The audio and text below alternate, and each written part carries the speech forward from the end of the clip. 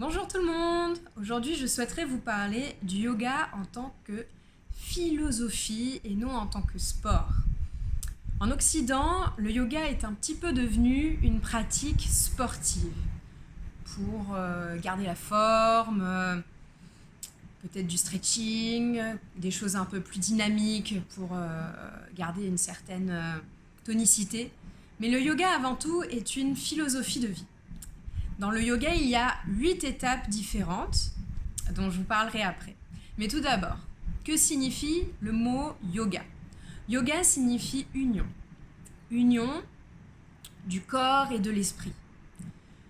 Union, par exemple, pendant la pratique physique, on synchronise le mouvement avec la respiration.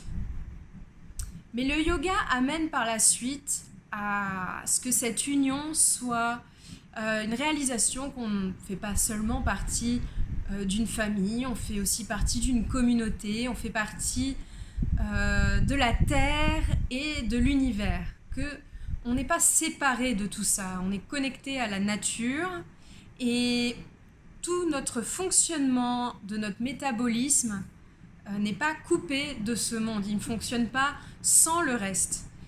Donc, les 8 étapes. Tout d'abord, les yamas et niyamas, les 2 premières étapes, les éthiques de vie.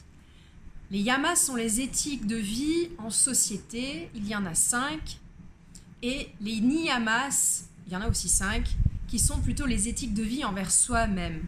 S'imposer une certaine rigueur de vie pour garder un bien-être personnel, pour pouvoir évoluer au sein d'une société. Et les yamas, qui sont donc une éthique de vie au niveau de la société pour pouvoir vivre sereinement, en complétude dans une société, dans une communauté. Je ne vais pas rentrer dans les détails pour les 10 yamas et niyamas, sinon on en a pour 1 heure. Ceux qui me connaissent savent que je ne m'arrête jamais de parler. Donc on va passer tout de suite à la 3e étape. 3e étape, ce sont les asanas, donc les fameuses postures de yoga qu'on connaît en pratique, qui sont là pour trouver une vraie maîtrise du corps, une conscience du corps, où on allie donc la respiration et le mouvement.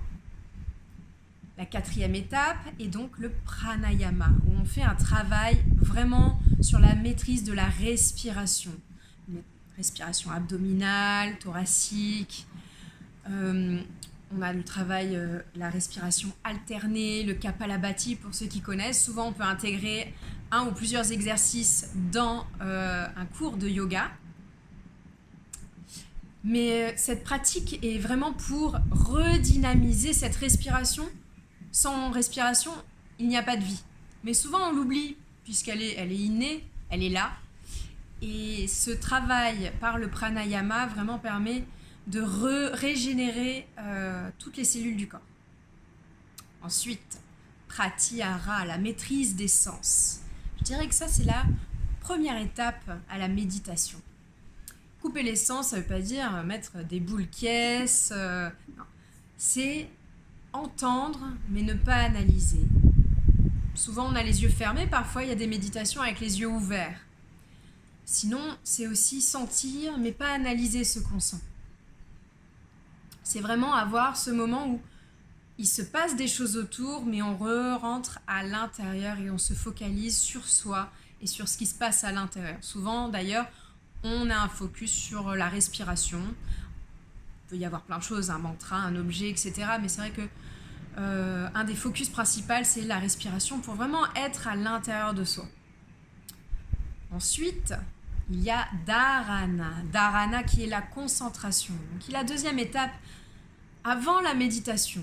Donc ce focus que je vous disais sur la respiration, sur un mantra qui est donc une phrase ou un mot qu'on répète, souvent qui est en sanskrit, qui permet de nous mettre sur une certaine fréquence, qui permet d'amener une intention, qui nous amène vers dhyana, la méditation.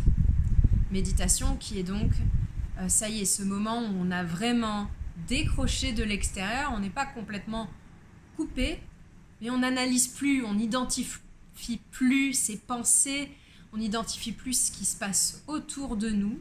Les pensées ne sont pas coupées. Elles font que passer et revenir. Elles font des allers-retours. On ne les bloque pas, mais par contre, on ne les analyse plus. Tout ça pour atteindre donc la 8e étape, le samadhi. Le samadhi qui est donc le nirvana, où on atteint une complétude totale.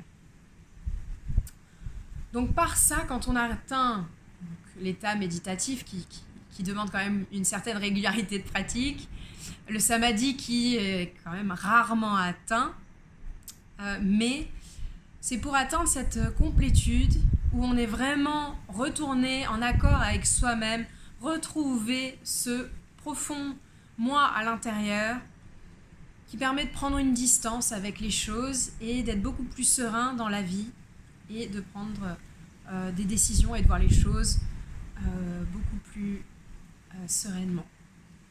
Et d'être en accord avec tout ce qui nous entoure et de s'en rendre compte qu'on fait partie de ce monde et qu'on n'en est pas séparé. Voilà pour aujourd'hui. Namasté.